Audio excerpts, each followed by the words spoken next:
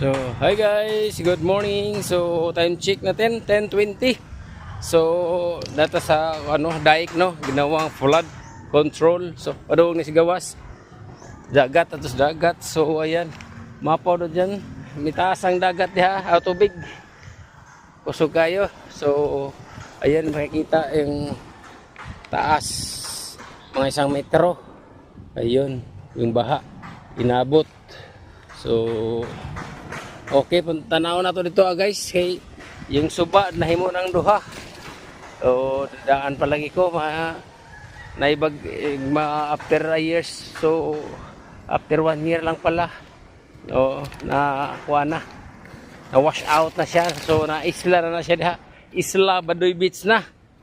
So, ayan. Diyan na tayo sa Isla Baduy Beach. At punta ato tanawon diha. So, na mo na siya guys. So, tara ang tulay.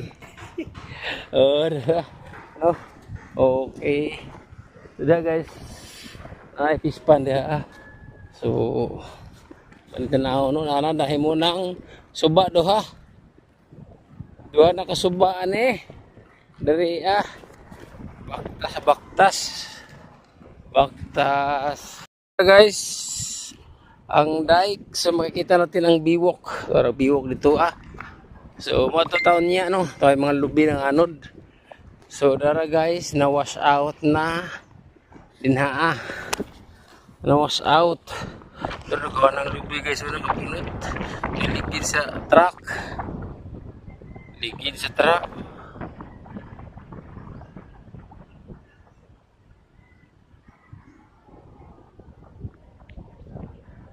So, ligid sa truck. So, ayan guys. Ayan. Nahimong suba na guys. So, diba wala ko ingon na mahimo ng suba diha. So, toro dito ang biwok. Biwok. So, ayan. Okay. Wala na. Duha na kasuba diha. Diretso ng kuan. Tubig diha. Kan na. Napapas. Sigurado talaga. So, ayan guys.